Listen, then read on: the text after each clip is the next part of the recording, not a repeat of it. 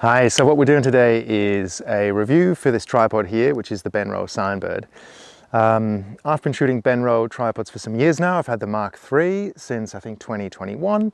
It's a great tripod, but it's quite large and heavy, and with that, it didn't quite fit the bill for me as a predominant landscape photographer, where I hike a lot, where I've got heavy packs anyway, and I just needed something that was a smaller footprint, didn't weigh quite so much, but still delivered good results.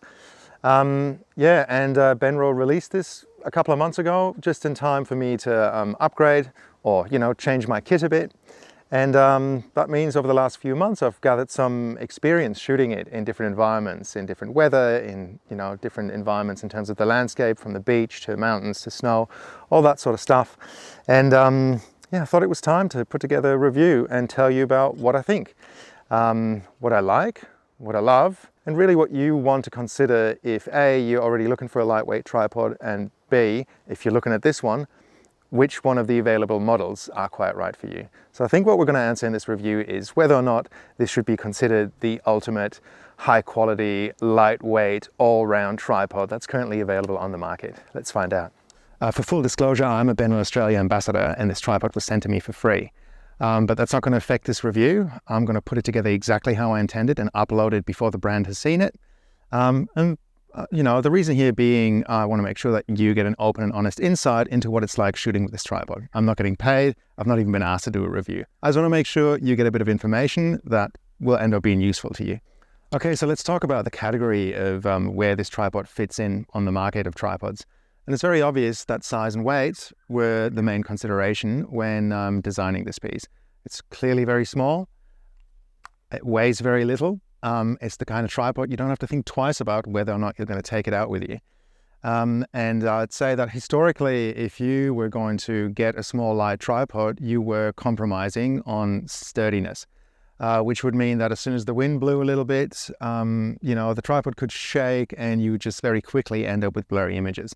And over the last few months that I've used this tripod, that was obviously the first thing I wanted to test on it, and I've had great results. So I could shoot slow shutter speeds, I could shoot long focal lengths, and my shots would come out sharp, which just indicate that this is a sturdy piece of equipment despite its size and weight.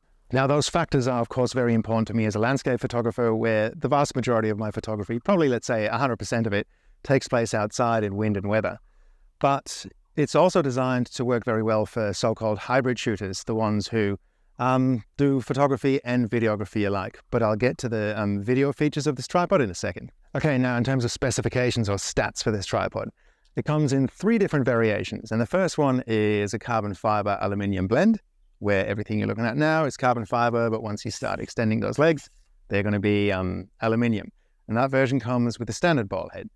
Now, one tier up is a full aluminium construction with this hybrid ball head that I'll tell you more about soon.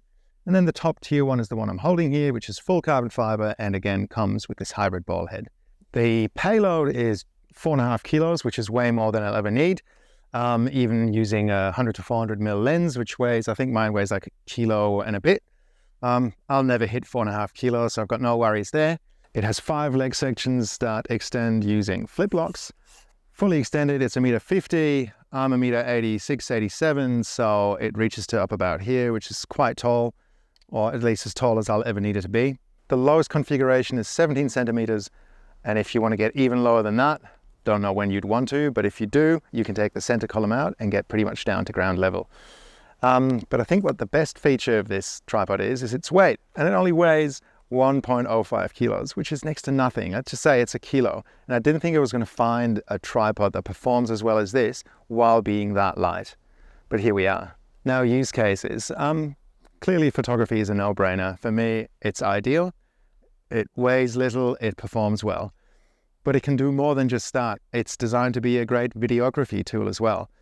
And I think specifically here, people who want to shoot video while maintaining a low profile. So this could be anyone shooting in crowds, say events such as weddings, I don't know, any kind of other event, corporate gigs, that sort of thing, where you want to be able to set up your tripod, operate it smoothly, but not stand out in the crowd as somebody with a huge rig set up and disrupting the crowd. All right, so special features.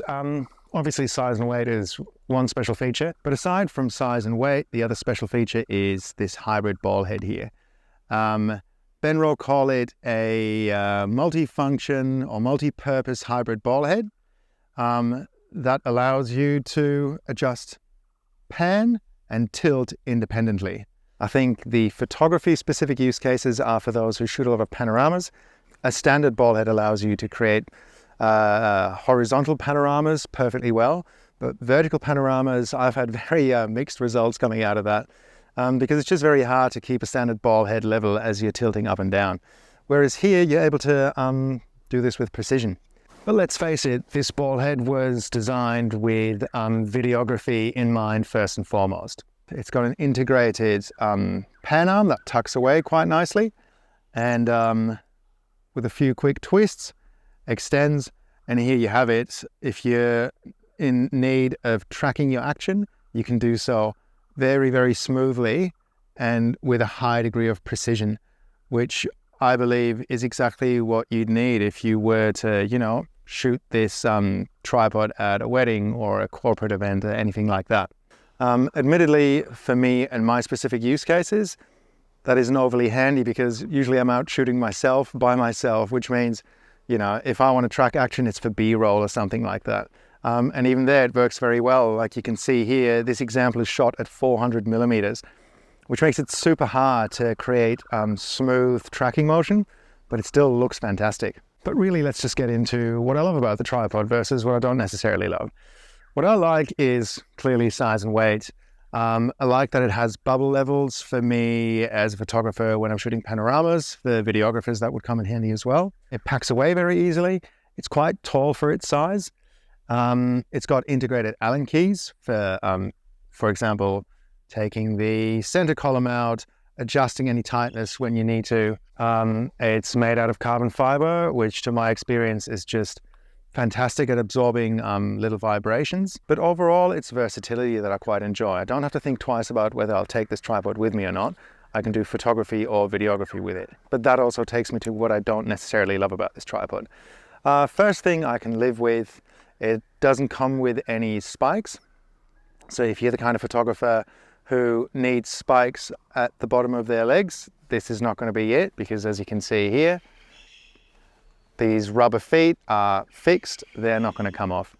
I can live with that. I rarely have spikes attached to my tripod feet. But the second one is not so much something I don't like about the tripod, but something that really needs to be considered before getting it. My bread and butter is landscape photography. My videography is so far YouTube, where I shoot myself. So I don't really consider myself a videographer. You know, there's some work on the horizon that I want to do that is more video specific, but at the time of shooting, I don't need a ball head that can do more than your standard ball head. I just need a ball head where I twist one knob, adjust the composition, tighten it again, and I'm good to go. And this tripod can just do a lot more, but when it comes to my photography, I don't really need a lot more. Now you think I could just leave the hybrid ball head on there and go and shoot photography anyway, but the thing about the ball head compartment of this tripod is that its motion is relatively limited, not going up and down, really going from side to side. So here you can see that's about as far as we can get. And that doesn't quite work for me when I'm shooting landscapes. That really has led to me swapping out the ball head when I head out on pure photography missions and just swapping it out for one of my standard ball heads. So if you know that this tripod's never gonna find use for videography, a good choice is to look at the option that comes with the standard ball head. However, if your camera usage goes beyond pure photography and you are a hybrid shooter that needs to be able to do both photo and video, then it's kind of a no-brainer. You know, in that case, this ball head isn't insane, it's fantastic. So I wouldn't say this is an element I don't like about it, but it's just being honest about what my use case is and what fits my needs specifically. I've been doing more and more video, and I intend to shoot more video in the future, which means I'm really glad I've got this ball head available. But I also know that when I'm going to head out to shoot pure photography where I'm not going to need the capabilities of what this tripod head can do, I'm going to swap it out for one of my standard ball heads.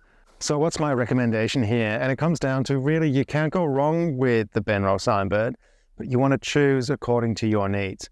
If you're a videographer or a hybrid shooter, then the full carbon fiber version is a no-brainer. But if you know that this is going to be a photography tool first and foremost, I would consider looking at the ball head version, which is also the cheapest one of the three. But my recommendation really is, if your budget allows and you want to get maximum mileage and versatility out of this piece of equipment, I would look at the setup that I'm currently running, which is the full carbon fiber hybrid ball head, because it just gives me a full carbon fiber tripod for whatever use case. But if I shoot video, I can use the hybrid ball head, and if I know I'm not going to be shooting any video, I can swap it out for one of my standard ball heads. And really, you just get maximum versatility. That's what I think is important if you're considering giving a brand a lot of your money. How long is that piece of equipment going to be fitting your needs as somebody swinging a camera? Now, if all of this has sounded interesting to you and you want to find out a bit more about the tripod, I've left links in the description below that take you to each one of these models on the maxim.com.au website. There's also a discount code there that'll give you 10% off if you choose to pick one of them up. If there's anything in this review that you'd like to have answers to and I haven't covered, just leave that question in the comments below and I'll make sure to get back to you. And in the meantime, if you enjoyed this review, give it the old thumbs up. And if you want to see more of my content, which most of the time isn't reviews, but actually just being out in the field shooting pretty light and awesome Tasmanian landscapes, consider subscribing to the channel. I thank you in advance for that, and I look forward to seeing you in the next one. Bye.